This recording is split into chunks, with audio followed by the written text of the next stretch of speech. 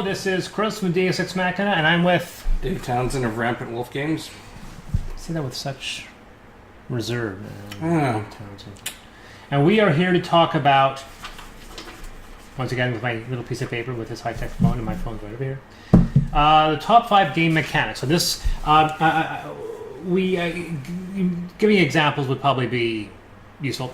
Yep. And we weren't just going, we decided yesterday we weren't going to go with this top 5 mechanics as per list in Board Game Geek, but because sometimes there are categories, sometimes the game defines a category, yep, and then the imitators come out, but the original game still isn't classified as that. Mm-hmm. So there are certain terms that aren't really popular. So this is the top 5 game mechanics, and I think it's relatively specific stuff too. I think it's from me. And I think so I think that's the biggest thing with all of our lists is I think the biggest caveat is they're top 5 to us. Well, obviously they're subjective. I always think that reviews and top 5 lists should be subjective. So we're not. If we just run Board Game Geek and go, here's the top 5 according to everybody else. No, everyone can do that. This is our personal opinion as experts of industry. All right. Okay. So you started last time, or I started last time? You started. I started last time, so you start this one. All right. So your top 5 game mechanics with examples. Go. All right. So number 5 for me is going to be the trader mechanic, and the reason why, and I'll give an example first before I give my why, is something like Shadows of Camelot. Yep. Or Dead of Winter. Yep. Now, 2 games I think are deeply flawed. Yes, and that's why I had to put this one in here. He's like, just to spite me. I'm putting in favorite just for the hell of it. The reason I enjoy the trader mechanic is because a lot of times there is the possibility that there is no trader. So you're suspicious. So you're talking about games where the trader is optional, or optional trader mechanic compared to games where it's mandatory. Mandatory. Yes. So the optional trader mechanic for me, I like because it always just kind of. Okay, do I actually trust House you? and Haunted Hill as well, in that example. Well... Because that one has a house... That one does have a trader mechanic, but it happens halfway through. Yeah, and you don't ever know who it's going to be. Right. Betrayal at House on the Hill. Yeah. Or even Betrayal at Baldur's Gate. Yeah. Yes. So that's my number 5. So, question, who goes there? Yes. Do you think it's possible to play the game without anyone being the thing? No. Because when you hit certain things that make you vulnerable... Yeah. Then you have to draw the cards, and then there's only a certain amount of cards that you can draw. It's 12, I think, isn't it? I think it's 16. Okay. And one of them has got the blood drop or whatever smear on it. But then they throw in an extra thing. So if you're vulnerable because you haven't eaten, there you go, you draw a card. Yeah. If you're outside when there's an attack, okay, there you go, there's another card. But then at night, you also have to bunk down with someone. And if they have any vulnerable cards, you have to share them. Exactly, and that's where you do the whole clicker thing, hand it back and forth to each other, you reset it, but, it's... So you go through those 12 cards quickly. Oh, yeah. So it's not hard. So there's no way to... Do you think, and this is the other thing, and this has been my conversation when it comes to a lot of games with betrayal mechanics, is this game better or playable with that mechanic removed? Because Dead of Winter you can play perfectly fine without a betrayal mechanic, right? Shadows over Camelot can absolutely be played without a betrayal mechanic. In fact, people can do so. In fact, the game is actually hard enough as it is. You don't need to add the betrayal mechanic to make it more difficult. With the betrayer in there, it becomes really, really difficult. You can play it without the betrayal mechanic, but there wouldn't be much point to it. However, I would also caveat with the fact that there is a game that does it better with the same... source material, and that's the thing. Infection. See, that's going to be the important thing is whether or not, because the thing, the Incident Outpost 2031, that has the IP. That's why they can call it the thing. But it seems to be a much more low impact game. It is. I don't understand why, because it's a better implementation of it. Well, because it's made by a game company that has a pedigree. Yeah. That's different. It's like literally these certifiable. This is their first game. They have a second one called Stuffed coming out. No, they have another game before this one. It was called Orphans of. Orphans of. It's the one where you're basically trying to kill orphans. I can't remember what it's called. Oh, that all. Yeah. Yeah, the graphic design, I mean, I love the look of their game. I love That it is- too, and the production But after quality is reading good. the manual, it's like, well, the manual's easy to understand. I understood your rules. They just have some issues, Yes.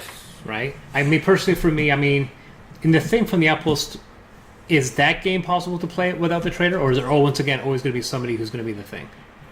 Always going to be someone. Right off the bat, someone's the thing. Right off the Oh, bat. right off the bat, then. Right off the Okay, bat. So I like Well, I like actually- that, and who goes there, you start with you not knowing. Actually, I can't remember. It's possible that you may not have. No, you may have not have someone who's the thing right off the bat. This is one of those things where we're talking about game reviews. Maybe when we do who goes there, looking at who goes there as a trader mechanic. Yeah, people are going to be that, but it's one of those things where, although I would not, I think Dead of Winter's revolving character thing is very weird. And I wouldn't really do it. Mm-hmm. I think playing with the idea of having, once again, honoring this original story, the who goes there, having a crew of like 20 or 30 people, having a roster of background characters, and potentially having them be the thing. So it's possible that all the characters, because the thing about a betrayal mechanic is that a cooperative game, everyone wins or everyone loses, and then betrayal mechanic, at that point, it becomes a team or one against all. Correct.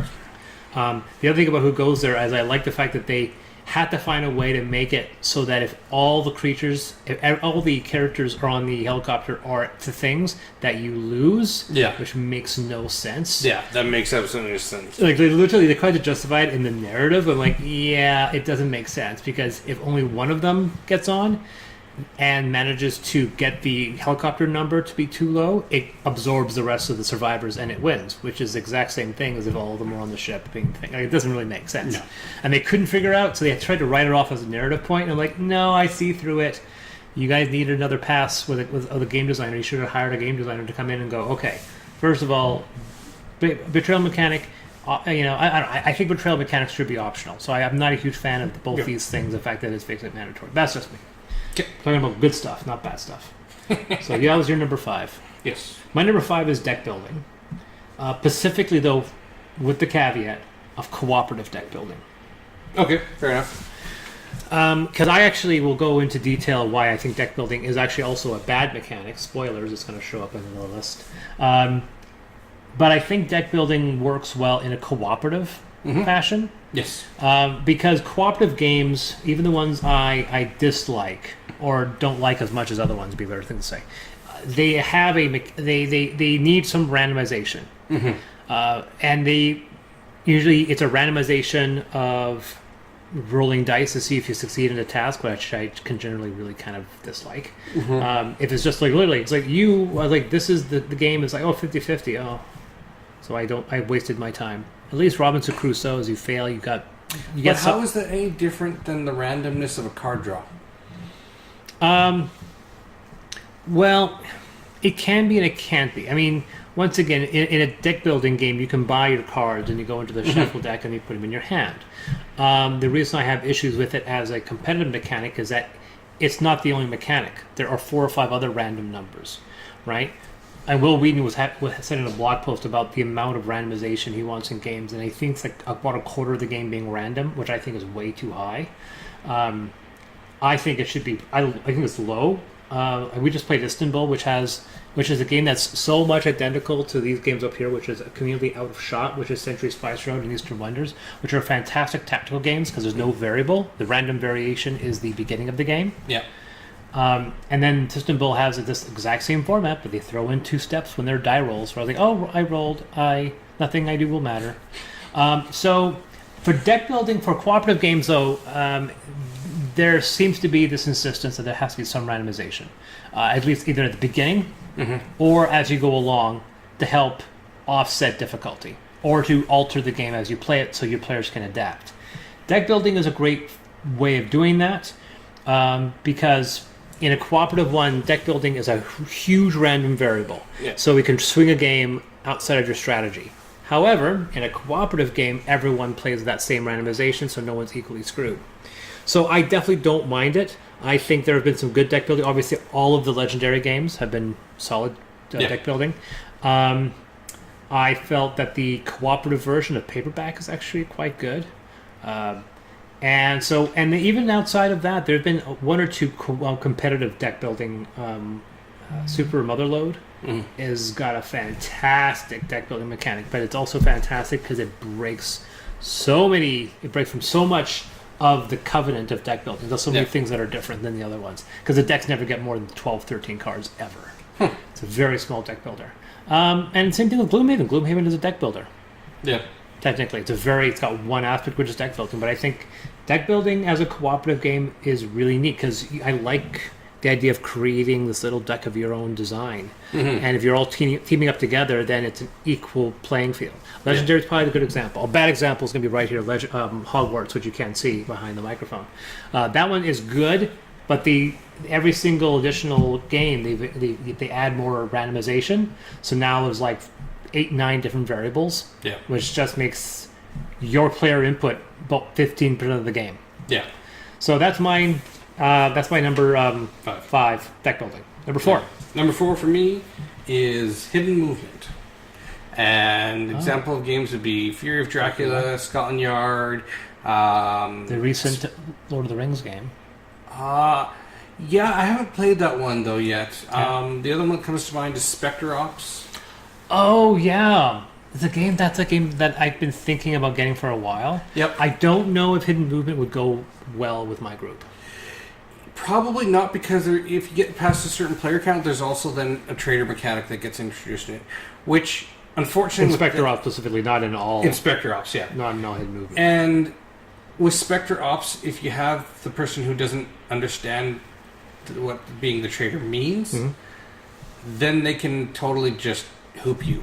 Yeah. Which happened to me because I had my my niece who was the trader. I knew she was the trader because she was on my side. Oh. But she kept... So she was part of the other team. She was part of the other team trying to get me.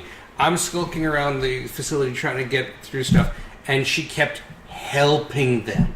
Like, not just like a little bit, like pinpointing my location. I was like, could you stop? And then for certain times where she knew where I was, she would like make it so that I couldn't get away. She was like looking right at where I was going to go. And I'm just like... Be somewhere else. Be somewhere else. And she's like, oh, I didn't know that's what that meant. It's like, oh. So I guess... We had that problem playing Time Stories where it's like, I won't go into it. Yeah. Trader mechanics, you got to explain it better. But again, you know what? I still like trader mechanics, but Hidden Movement. I love Hidden Movement. So that's my number 4. I think I would like Hidden Movement more. I go Fury of Dracula. Because here, what is a DM but hidden movement without a guy? Yep. I mean, you're controlling all the creatures. I mean, Hidden Movement is just you're playing Hidden Movement, except they are finally acknowledging the fact that the GM wants to kill all of you. Yeah. So games like Fury of Dracula or other ones like that, I would be definitely interested. I just don't know if this group would be into that. Fair enough. So that's your number 4. Yep. My number 4, number 4 and 3 are very related. I like the idea of building a player section and then making it tableau building. Yeah, hit the name in the head right there. Tableau building. The most colorful. My favorite example of this is Terraforming Mars. On Terraforming Mars, like you get all these cards lay out, and you feel and you work on a system, and you get your tableau bigger and bigger. I love the idea. You laying down cards. Technically, I think Century Spice Road is a tableau builder. No, they say the deck builder, but it's a deck. I wouldn't call it a deck builder. I mean, kind of, but it's more of a hand builder. But it has this big tableau. You get to beautifully lay out these cards. But the idea of you lay down cards and you have this beautiful little arrangement, and cards feed off other cards. And Terraforming Mars is a great one because you can create this system where they're constantly feedbacking back and forth. That's more of an engine builder then. Yeah, the funny thing is the fact that engine building and tableau building, there are some distinct differences. Yeah, exactly. The first game I ever designed, which is a game that may hopefully get made, I play with the idea of it being a group tableau builder where everyone's playing off of the same concept. But yeah, I like the idea of creating. So obviously, spoilers. What you said might show up again, but Tableau is. I love Tableau builders. I don't nearly have enough Tableau builders, but I like the idea of what they do. I'll have to get you to play Valeria Card Kingdoms. It's a really good Tableau builder. Oh yeah. All right, you're number 4. Number 3. You're number 3. Number 3. Number 3 is not a quote unquote game mechanic that is listed on anywhere on Board Game Geek, but it is a mechanic that I like that is in Xenoshift, and that is trading your cards with other players while still doing a deck builder. Because So you've gotten really specific. yes, I got very specific on this one. So the fact of being able to give your Card cards, trading in co-op, because there's still co-op, but there's always that thing where it's like I've got my cards. Xenoshift, by the way, that's another example. Thank you. That's another example of a really good cooperative deck builder. I have Xenoshift, so that's another example. Thank you. Yeah. So, but in Xenoshift, it's the only game I've ever seen where you're doing your own thing with your deck of cards, but it's like, oh, Chris, you're going to get your butt kicked. Here, let me help you out. I'm going to give you some guys. Oh, yeah. And you're literally giving it, it's not, oh, you're going to get those guys back. It's like, no, I'm giving them to Chris. Those are his cards now. Yeah. Yeah. What? Yeah. There's It's no one- other game there's that one- does it that I can think of. Castle Panic. Castle Panic, you trade cards. Okay, Not nearly as much, but No. everyone can trade one card with each other. You're constantly trading cards with other players. Castle Panic, Yeah, okay. Castle All right. Panic, Apocalypse Chaos, and Xenoshift are both games where you will always play with as many players as you can. Yeah. The game doesn't tell you, but the games become increasingly difficult, if not nigh impossible to play in lower player count. Yeah. You do not play Apocalypse Chaos unless you play with all 4 characters, which means 4 players or at least 4 characters. And the same thing with Xenoshift. You play with 4 characters or at least something. Playing with 2 people is a nightmare. Yeah. You do not play with 2 people. And see, for me, the reason I enjoy it is because it involves that character or that player interaction. Because so often it's got to the point now where you sit down to play a board game, people are just kind of like when it's on their turn. Saying, "Yeah, yeah, no, I'm paying attention." That's one thing I like about cooperative games is that a good cooperative game, and the vast majority of what I have, everyone has to pay attention at all times. Yeah, That's one thing about Castle Panic that sometimes I don't have that problem. Because Castle Panic, you can zone out a little bit. But Xenoshift, a whole bunch of other games, everyone's actively involved in what they have to do. yeah. So that was my number 3. My number 3 is I already talked about, and that's engine building, which is so number 1, 2, like 1, 2, and 3 are so very close to each other. It was really difficult because I love engine building. I think as a uniform large concept, it is probably my favorite. These other ones are more generic ones, but I love that system. It's not defined yet in Board Game Geek. There's no engine building genre. They don't have enough games on there because we see here Scythe, which is a perfect example of an engine builder, isn't listed as an engine builder. There's another one that's an engine builder, but I can't remember off the top of my head which one it is. Maybe Terraforming Mars. Well, Terraforming Mars, the only part that's an engine builder, like the cards are a tableau, but the actual little system, though you move your tokens that everyone knocks over and you can't remember where they go, that's an engine builder. The reason why I didn't put that one as an example, and it's more of a tableau builder, is that at the end of the game, those variables alter very little. Yeah. Right? They can move a little bit here and there, but at Scythe, the whole point of the game is you maximize your game engine by the end of the game. I know we just played Arcane Academy yesterday, and I thought that was a hand game, but that is totally an engine builder. They say it's you're basically linking tiles on your card, and as you link one, you can do another action that's linked to it, and then you put an action token on it.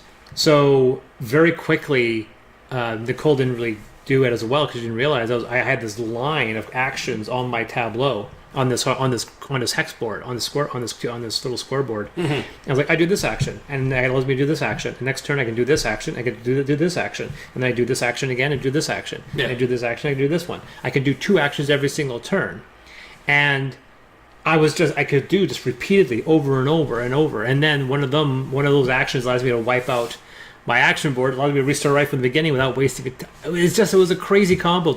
Engine builders are also the one game where it's an accelerating game. Yeah.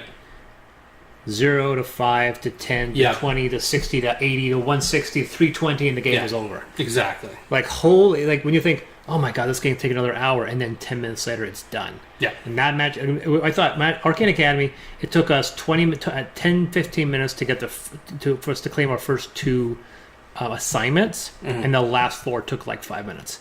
Yeah. It's like it was just rapid fire. Another game that builds itself heavily as an engine builder, actually says the word engine builder, is Space Base.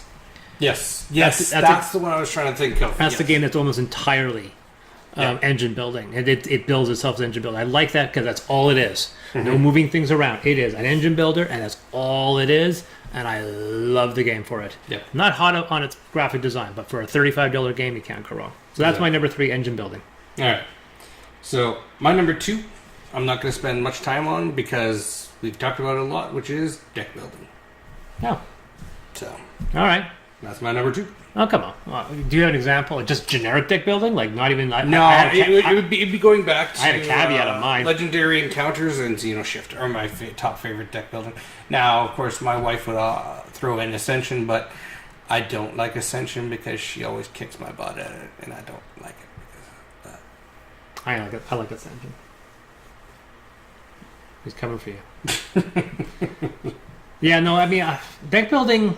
I have a love-hate relationship with deck building. I actually really like the idea of deck building, but I like the deck building the way Dominion and Xenoshift and Paperback did it with these fixed decks. So it's like the random variable is your deck, Yes.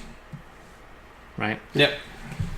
But it is a good format. I do enjoy a little bit of deck building. Yeah. All right, so is that on me on 2? Yeah, you're number 2. I'm on number 2. One of my all-time favorite games of all time is Alien Frontiers. Yep. One of my favorite cooperative games is Apocalypse Chaos, which I just mentioned. Yes, that game suffers from the problem I just mentioned, where you have to play with 4 people because you can trade resources, and any game where players can change resources, the more players, the better. But both those games have a mechanic I love, which is die placing. I actually have some issues with die rolling. A lot of people go, I love chucking dice. Everyone likes chucking dice. But like Will Wheaton, some people just feel cursed with dice. Yep. Like playing Istanbul yesterday. I had a really good strategy in Istanbul, but not a single time I ever roll a die, and the game arbitrarily had these 2 places on the board where you roll a die, did the die rolls work in my favor. But they worked in Nicole's favor. Hey, here's a shock. She won the game. I think our strategies were both very, very sound. But she went off with a victory because I had 2 bad rolls. Yeah. And I have real issues with games where, it's like, no, you don't roll dice to see if your pawn moves forward in chess. You just play the game. But I like dice rolling when it can alter a landscape, and then you have to adapt to that landscape. And I like die placing, and there's a whole bunch of die placing. And there are good die placing games and bad die placing. The bad die placing games or when you roll your dice and you can't do anything. A good die placing says you have options A, B, C, D, E, F, and G. You roll the dice, you have A, B, E. Roll dice from C, D, F. And you always have options. Yeah. They just alter, and you have to then adapt to that alteration. I heard King's Forge is done by the same people who did Alien Frontiers, so I don't know if that one's as good. Obviously, there are some obvious ones. Die placing is in Star Trek 5 Your Mission, which has very quick rounds, but does have situations where you might be able to skip, where you might be forced to skip a turn, but the rounds are very quick. You've got games like Sagrada, which is also heavy on die placing. Getting locked out is extremely rare, but it can happen once or twice a game. But Alien Frontiers is one that defined it. Alien Frontiers is perfect. You remove one element of Alien Frontiers, the entire game collapses into misery. Yeah. But the fact that they made a point that there's never been a game ever in Alien Frontiers where somebody got locked out. You can make things difficult, but you can never lock a player out. You can always do something. And I love the fact that you can adapt. Am I going to roll a 6? Yes, I'm going to roll a 6. I'm going to put down a colony. Oh, I didn't roll a 6. I can't put down the colony, but I rolled double. I 1, 2, and 4. I'm going to get some ore. I love die placing for that. And I love the idea of grabbing a rolling of dice and then sorting it out. And then die placing in a cooperative mode, like Apocalypse Chaos, magnifique. And I'm so upset that nobody does it more. Yeah, absolutely. Because once again, Apocalypse Chaos, you roll the dice and go, oh, this is a horrible roll. But hey, you got some good dice. My dice are good for you. And then we work, and we make the system work. Yeah. Her and I have not lost a game of Apocalypse Chaos despite coming close, because despite that random variable, it's a completely beatable system. Yeah, exactly. So that was our number 2, die placing. All right, for number 1. Okay, so you win. All right, so for my number 1 for top game mechanic, and this one is going to get a lot of people. They're going to, I've never heard people say this is a good one, but I think it is. Not only like that, but it's the best one. App integration. I'm just going to step away. I'll let you handle that. So is alone so everyone can okay. So anyway, I number understand one was why integration. App integration. I'm not against you on this. I think it can't.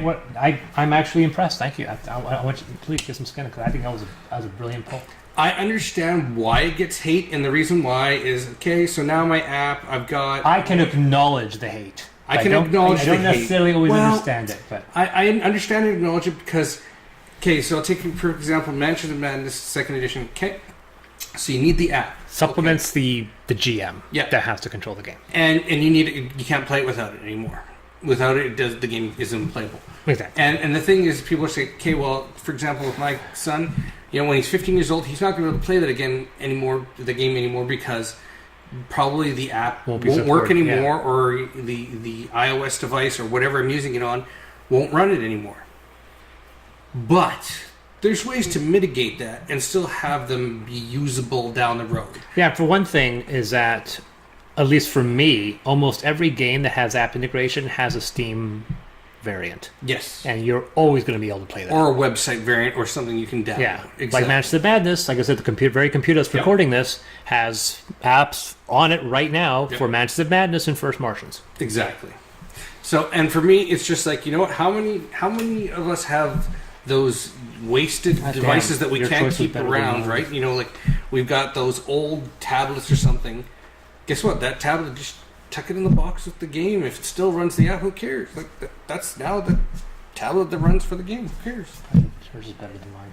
So that's my number one, app integration. No, app integration is fantastic. I wish I had put that for my number one, but I'm not even bluffing. It really isn't my number one. No, app integration is really good. I think it's the reason why people crap on First Martians, and I did a whole review where I was defending its use, and I think it really works. App integration is brilliant in Mansions of Madness. It's also critical in games like Rising 5, where without that, that's basically it. We're talking about Mask of Moai, which is a VR assisted game. The whole point is that people go, there's only one argument. Not even people will say, well, what happens if I can't use the app? That's a very light argument in my opinion. I think the vast majority of people were saying, if I wanted a digital game, I'd buy it, and that's always been the thing. Yeah. But then the irony is the fact that so many games have digital variations that people go goo over, and then the second thing was games that are aggressively analog come out with third-party app assistance. Correct. Like, yes. Exactly. How many games? Okay, I'll give you a perfect example one. This is the ultimate, one of the first board games ever, I would say probably, and there is so much app integration in that. D&D now. Oh, your D&D apps fourth to run edition. Your sheets. D&D 4th edition. Like, was the whole point of D&D 4th edition was to sell people on online use. Yeah. And it was aggressively resisted by people. Yeah. They came out with 5th edition, and now people are embracing that because I think 4th edition was just, they did it too quickly. Yeah. They needed to be more gradual. Yeah. And now 5th edition embraces, now there's not one, not two, but 3 companies that do completely digital interfaces for D&D. Yeah. I, despite saying I agree with you with app integration, will never touch an app for D&D. Fair enough. I'm purely analog for D&D. Fair enough. But that's also because I use rules and settings that would make it incompatible with any online helper. I use my own setting. As you know, I'm a D&D writer. I write D&D, so I use my own setting. I'll use my own character races, and so they are incompatible. Although not anymore, big plug, because Ultramodern is coming out for Fantasy Grounds and a whole bunch of other ones. So you will be able to play my games. With an app. Plug. All right, number one for you. Number one for me, the reason why I play D&D, going back to what you said, is not for rolling dice and loving my character, because I've been playing D&D since I was a fetus, and that's a very, very long time, and I can safely say that D&D is a very bad game. I love it to death. It's a bad game. The reason why it's a bad game is that it's not designed to be a game. It's designed to be a social, interactive social experience. Yeah. As much as any other social game that people play when you're not rolling dice or moving across a map. Yeah. So that's what my number one of all time is: storytelling. Fair enough. Games where the objective is to create a story where the theme, the mechanics serve the theme, not the theme serves the mechanics. Some of my favorite games, well, my fiance, God bless her favorite games of all time are all abstracts, and those are ones where the theme services the mechanics. The mechanics come first. I like games where they want their theme, they want their story, and then they make the game fit. Yep. Robinson Crusoe, First March, they're both games where they wanted to make, this is their end result. Yeah. How do we make that game, how do we make mechanics fit into it? I have been worked on 2 games, and both games started with an end state. What's the story we're trying to weave? How do we make that system work? I wish certain games, even games behind us that we can see, were more narrative. I wish Scythe was more narrative, and of course the Rise of Fenris, which just came out, apparently does exactly that. Yep. But Mice and Mystics, Legends of Andor, First Martians, Lord of the Rings, Robinson Crusoe, these are all games that will tell a story. And of course the coup de grace, the Kingdom Peace, the Resistance, Gloomhaven, really enforces the idea that it is a perpetual world. It is building itself. Yeah. Then, of course, there's games apparently that people say it does it badly, and we've mentioned Legend of Arabian Nights. Tales of Arabian Nights, which is also heavy story-based. Yes. But the story doesn't link together at all. No. Well, and what is that? There's a board, call it a board game, but it's a box with a bunch of books. Legends of Dragonholm, or... It was getting a hype on equal level of another narrative game I'll mention called Fog of Love. Fog of Love is another fantastic, completely narrative game. Mm-hmm. I really like the way it works. And Legends of Dragonholm, I think it's called. I'll put the actual title up. Is usually billed in the exact same breath as Fog of Love. There's articles that saying these are the 2 best games of that year, Fog of Love and then this game. Yeah. And it's just a bunch of choose your adventures. Just a bunch of big choose your own adventure books, and then we have choose your own adventure box games coming out. Yeah. Right. I love games that service a story. Choose your own adventures. I love. When I play computer games, if the computer game doesn't have a story, you're not going to get 40 hours out of me. Yeah. I played Mass Effect Andromeda to its completion, which I know very few of you have done, because I wanted to see how it ended. Turns out it actually ends pretty nice. The middle act is bad. It drags on about 20 hours longer than it should, but it has a better ending than Mass Effect 3. I know it doesn't say much, but you guys know where it's coming from. So that's my number 1, storytelling. I do like app. I should have put app integration. I should have kicked Tableau or deck building out. Put that one in. All right. But anyway, so that's mine. Deck building, number 5. Number 4, Tableau building. Number 3, engine building. Number 2, die placing. And number 1, storytelling. And my number 5, trader mechanic. Number 4, hidden movement. Number 3, co-op trading cards. Number 2, deck building. And number 1, app integration. Yeah, app integration. Damn. No, every time I've seen app integration in a game, it's actually done it quite well. Yeah. All right, so this is Chris. This is Dave Townsend. And I am so sorry for all the stuff when I moved the camera. I won't do it again. He will. Right now. Okay. They're still recording. Yep.